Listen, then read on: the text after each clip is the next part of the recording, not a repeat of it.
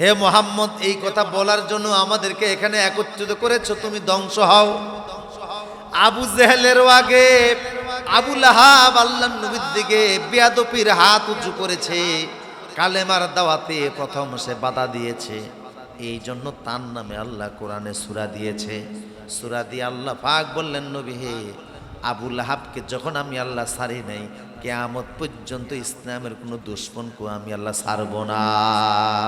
কোরআনে কারিমের এই 114টা সূরার ভিতরে 111 নম্বর সূরা সূরাতুল লাহাব, আয়াত সংখ্যা 5, রুকু সংখ্যা 1, হিজরতের পূর্বে নাজিল হয়েছে। এই জন্য সূরাটি মাক্কি। একজন কাফেরের উপনামে আল্লাহ সূরা দিলেন। তার মূল নাম ছিল আব্দুল উজ্জা, তার উপাধি হচ্ছে আবু লাহাব। আবুন মানে পিতা, লাহাব মানে আগুন। সূরাতুল লাহাব মানে জ্বলন্ত অঙ্গার, মানে আগুন দেখতে যেমন, তার চেহারাটা এরকম আগুনের মতো ছিল। বুঝতেছেন কথা? অনেকের মানুষের দেখবেন চেহারা দেখলে কয় না খুব সুন্দর, আগুনের মতো চেহারা, এরকম বলে কিনা লোকেরা? খুব সুন্দর হলে এরকম লোকেরা বলে, চাঁদের মতো সুন্দর এরকম বলে। তো তার চেহারাটা ছিল আগুনের মতো, খুব লাবণ্যময়, সুন্দর। এই জন্য তার ছোটবেলা থেকেই তার বাবা, তার আত্মীয় স্বজন বলতো, এ লাহাব, আবু লাহাব, আবু লাহাব। আর এসে তো আগুনের বাবা। মূল নাম ছিল আব্দুল উজ্জা। মূল নাম কি? আব্দুল উজ্জা। আব্দুল উজ্জা মানে হচ্ছে যে উজ্জা নামক মূর্তির দাস। দেখুন, নামের একটা প্রভাব আছে। যেই লোকের জন্ম থেকে নাম হলো আব্দুল উজ্জা, উজ্জার দাস, এই লোক জীবনে আর রহমানের দাস হতে পারে নাই। এই জন্য ছোটবেলা থেকে ভালো নাম রাখবেন, নামের প্রভাব আছে। যার যেই নাম, সেই নামের অর্থে সে প্রভাবিত। আপনি যদি নাম রাখেন তুকাজ্জিবান, মিথ্যাবাদী, নাম রাখছেন তুকাজ্জিবান, আরবি নাম, বাংলা হলো কি? মিথ্যাবাদী। এই জীবনও আর সত্য কথা এর মুখ দিয়ে বের হবে, মিথ্যার সাথে তার জীবন কাটবে, ধোঁকাবাজির সাথে কাটবে। আর ইদানিং দেখি তুর্কি নামের খুব প্রচলন বাংলাদেশে শুরু হয়েছে, ঠিক কিনা বলেন?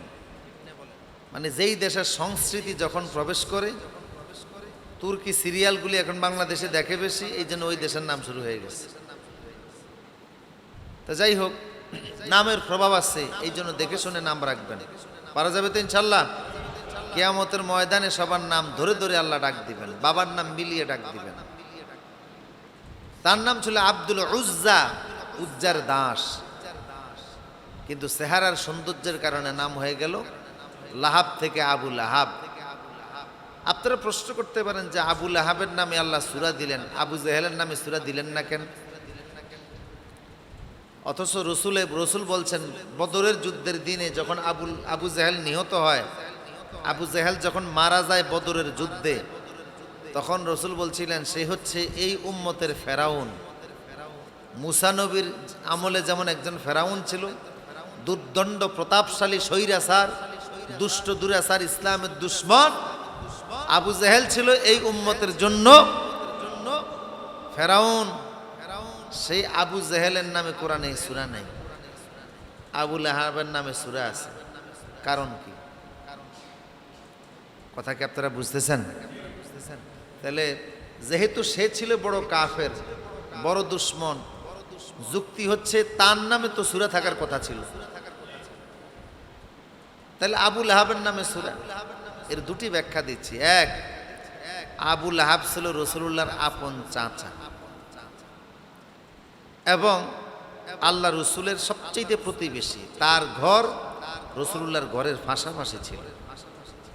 40টা বছর আল্লাহ রসুল তার চোখের সামনে বড় হয়েছেন। রসুলের জন্ম, রসুলের শৈশবকাল, রসুলের যৌবনকাল, রসুলের এই যে বেড়ে ওঠা, রসুলের চারিত্রিক মাধুর্য, সৌন্দর্য, আল্লাহ রসুলের জীবন, সব কিছু তার চোখে সে দেখছে না? কথা বলেন তো। অন্যদের চাইতে রসুলের সম্পর্কে তার আইডিয়া কম না বেশি? নিজ চোখে যে 40 বছর রসুলকে দেখলো, রসুলের প্রতিবেশী হলো, আল্লাহ রসুলের চরিত্র, হুজুরের আদর্শ, আখলাক, আল্লাহ রসুলের জীবনের সৌন্দর্য নিজ চোখে এতগুলি বছর দেখার পরেও, নিকটতম প্রতিবেশী হওয়ার পরেও ইসলাম সহজভাবে বুঝার সুযোগ ছিল, ইসলামের নবীকে সহজভাবে বুঝার দেখার সুযোগ ছিল, এটা দেখার পরেও যে ইসলাম কবুল করলো না বরং বিরোধিতা করলো, সে অন্য দুশ্মনের চাইতে বড় দুশ্মন। কথা বলেন ঠিক কিনা? এই জন্য যারা জেনে শুনে পাপ করে, এই জাতীয় পাপীদের অপরাধ যারা না যাই না করে তাদের চাইতে বেশি। কথা কি আপনারা বুঝতেছেন কিনা? কাবুরা মাকতান ইনদাল্লাহি আন তাকুলু মা লা তাফআলুন। আল্লাহ পাক বলছেন যে এমন কথা কেন বলো যেই কথার উপর তোমরা নিজেরাই আমল করো না।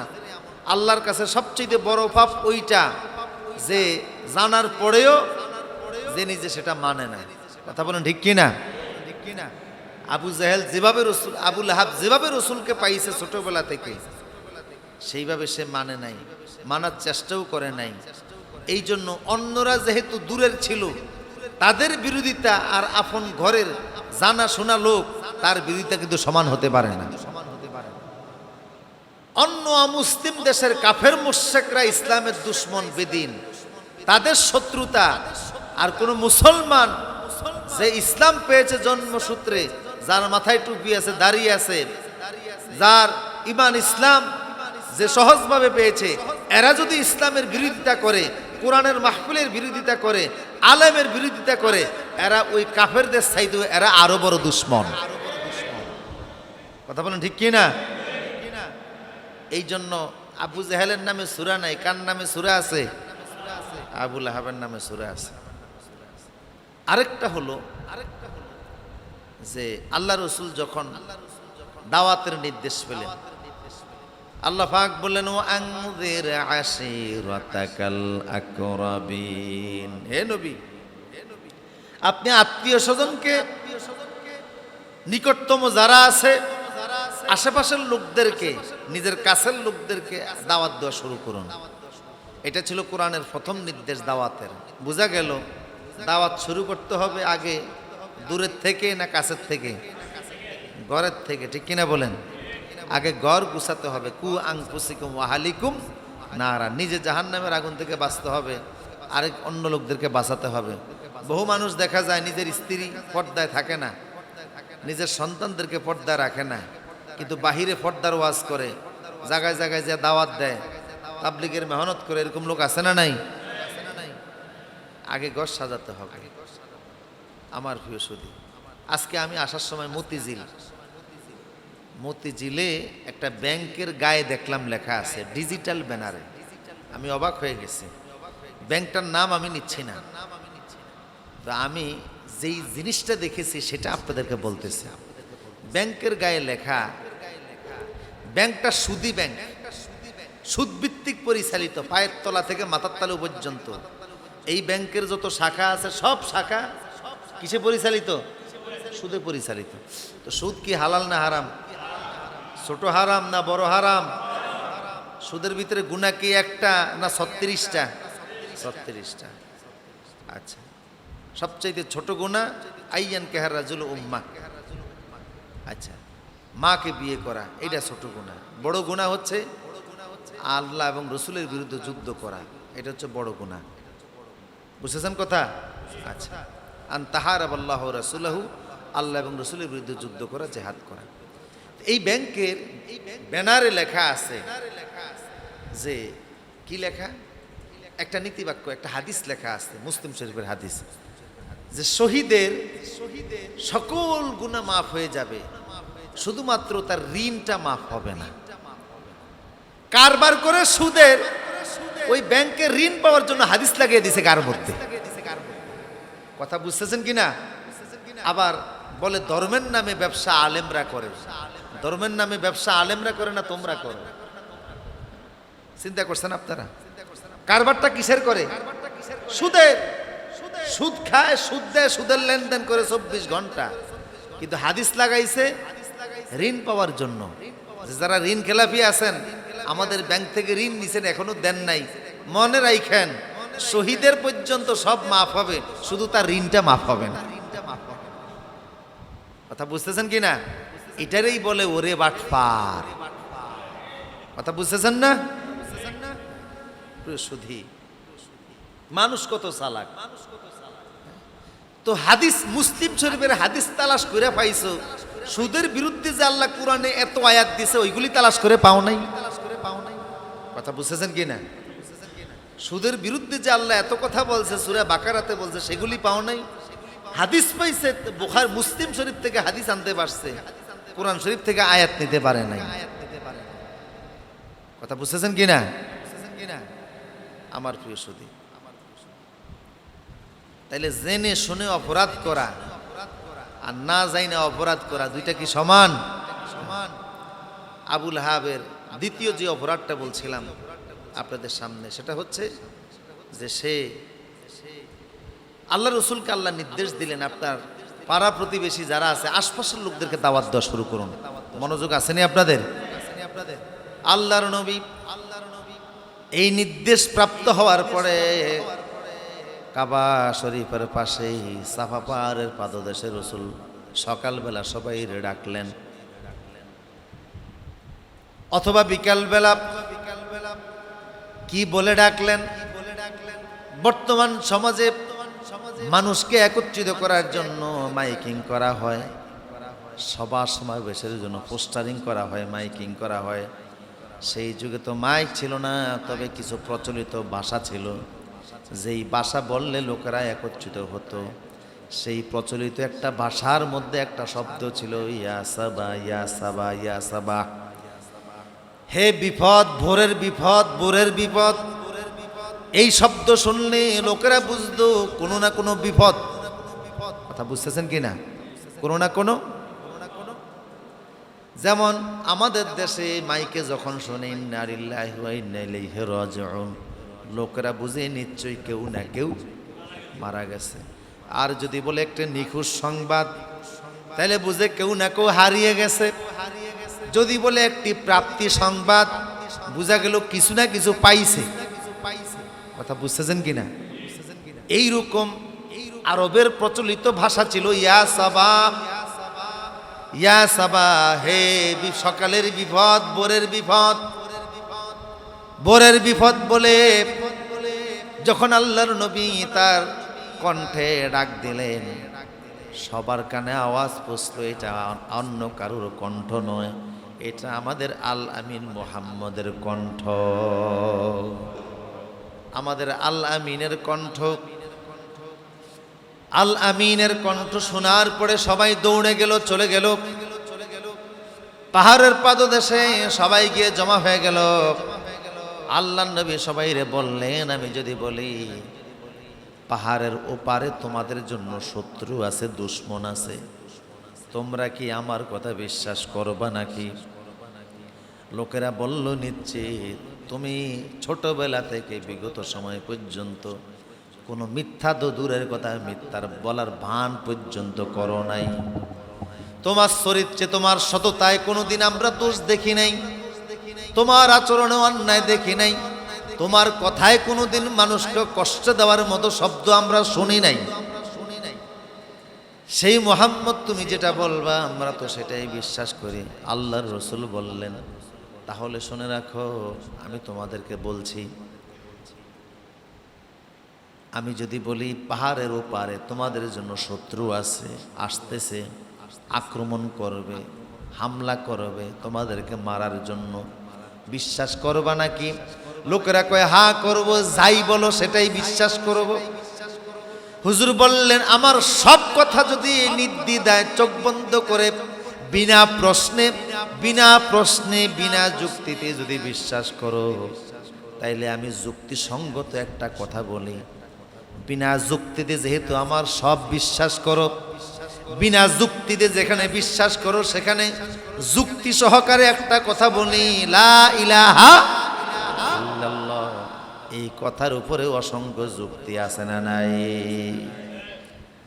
বিনা যুক্তিতে যেখানে আমার কথা বিশ্বাস করো, মানুষ স্বীকার করো, সেখানে যুক্তি দিয়ে একটা কথা বলি, লজিক দিয়ে, দলিল দিয়ে একটা কথা বলে, লা ইলাহা ইল্লাল্লাহ। আল্লাহ ছাড়া কোনো মাবুদ নাই, উপাস্য নাই, ইলাহ নাই, রব নাই, আইনদাতা নাই, বিধানদাতা নাই, হুকুমদাতা নাই, জান্নাত দাতা নাই, জাহান্নাম দাতাও, ভালো মন্দ, সুখ শান্তি, ছেলে মেয়ে, ভালো থাকা, অসুখে থাকা, সুস্থ হওয়া, অসুস্থ হওয়া, সব কার হুকুমে? যার হুকুমে সব হয়, এই জন্য আইনটা হবে কার? বললেন সে আল্লাহর কথা মেনে নাও, তুফলিহুন, তোমরা সফল হয়ে যাবা। সবার আগে সর্বপ্রথম আবু লাহাব কয়েকটা পাথরের টুকরা একত্রিত করে আল্লাহর নবীর দিকে পাথরগুলি ছুড়ে দিয়ে বলল, আলেহাজা জামাতানা ইয়া মুহাম্মদ তাব্বাত লাকা। হে মুহাম্মদ, এই কথা বলার জন্য আমাদেরকে এখানে একত্রিত করেছো, তুমি ধ্বংস হও। আবু জেহেলের আগে আবু লাহাব আল্লাহর নবীর দিকে বেয়াদবির হাত উঁচু করেছে, কালেমার দাওয়াতে প্রথম সে বাধা দিয়েছে। এই জন্য তার নামে আল্লাহ কোরআনে সূরা দিয়েছে। সূরা দিয়ে আল্লাহ পাক বললেন, নবী হে, আবু লাহাবকে যখন আমি আল্লাহ ছাড়ি নাই, কিয়ামত পর্যন্ত ইসলামের কোনো দুশমনকে আমি আল্লাহ ছাড়ব না। কথা বুঝতেছেন কিনা? আল্লাহ বক্তব্য দিলেন, পড়েন, তাব্বাত ইয়াদা আবি লাহাবিন ওয়া তাব্ব মা আগনা আনহু মালুহু ওয়া মা কাসাব। বলুন আল্লাহু আকবার। আবু লাহাব সে রাসূলকে বলছিল, মুহাম্মদ তোমার তাব্বাত লাকা ইয়া মুহাম্মদ সাইরাল ইয়াউম, আজকে সারাদিন, এই দিনে তুমি আজকে সকালবেলা এই কথা বলার জন্য ডাকছো, তোমার সারাদিন ধ্বংস হোক। আল্লাহ পাক বললেন, তো রসুলের সারাদিন ধ্বংস হোক তুই বলছিস, আমি আল্লাহ বলছি তোর সারা জীবন ধ্বংস হোক। তাব্বাত ইয়াদা আবি লাহাবি ওয়া তাব, আবু লাহাবের উভয় হাত ধ্বংস হোক এবং সে ধ্বংস হোক। তার ধ্বংস কামনা আল্লাহ দুইবার করছেন, দুনিয়াতেও ধ্বংস, আখেরাতেও। হাতের ধ্বংস আল্লাহ তা কেন বললেন? আবু লাহাবের দুই হাত ধ্বংস হোক। আপনারা দেখবেন শরীরের প্রধান হাতিয়ার কিন্তু হাত।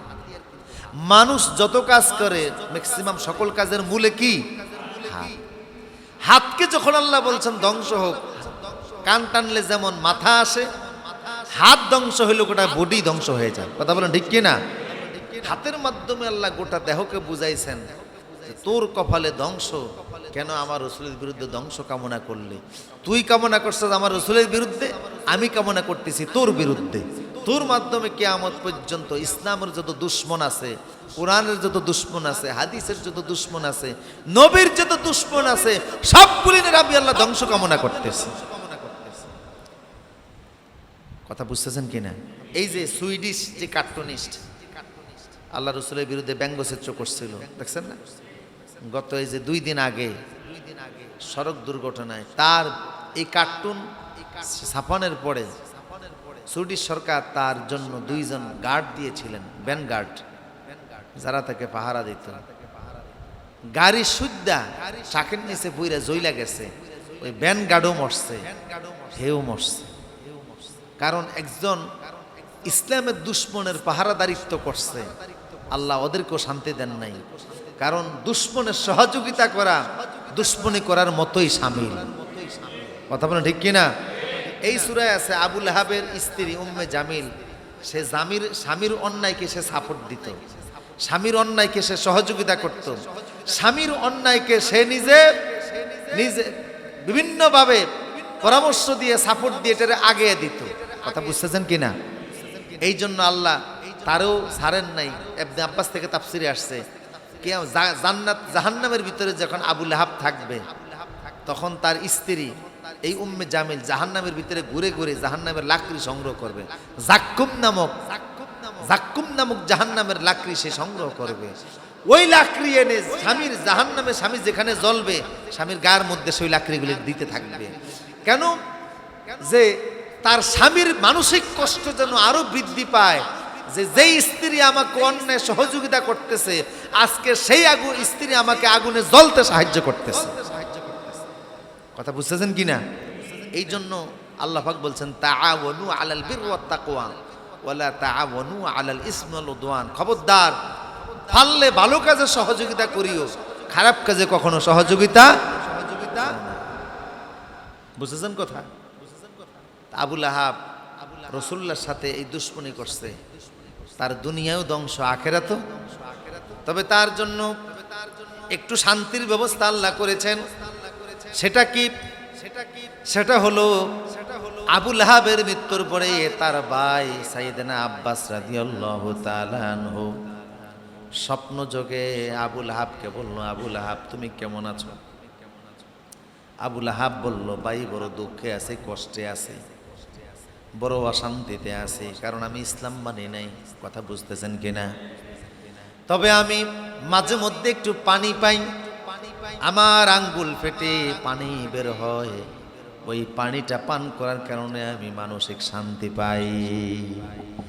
কেন তোমার আঙ্গুল থেকে পানি বের হয়? কয় মুহাম্মাদের জন্মের পরে আমার দাসী, নাম হলো সুয়াইবিয়া, আমার দাসী সুয়াইবিয়া এসে আমারে বলল, আপনার মৃত ভাই আব্দুল্লাহর ঘরকে আলোকিত করে মুহাম্মদ নামক একটা শিশুর জন্ম হয়েছে। আমার ভাইয়ের, মৃত ভাইয়ের ঘরে নতুন সন্তান এসেছে, মেহমান এসেছে। আমার দাসী এসে সেই সংবাদ আমারে জানিয়েছে। আমি খুশি হয়ে 2 আঙ্গুল দ্বারা ইশারা করে দাসীরে আমি আজাদ করে দাসত্ব থেকে মুক্তি দিয়েছিলাম। মুহাম্মদের জন্মের আনন্দে আমি আমার দাসীকে মুক্ত করেছি। যেই আঙ্গুল দ্বারা ইশারা করে মুক্ত করেছি, ওই আঙ্গুল ফেটে যায়, পানি বের হয়, ওই পানি পান করলে আমার একটু আরাম হয়। আর জোরে বলুন সুবহানাল্লাহ।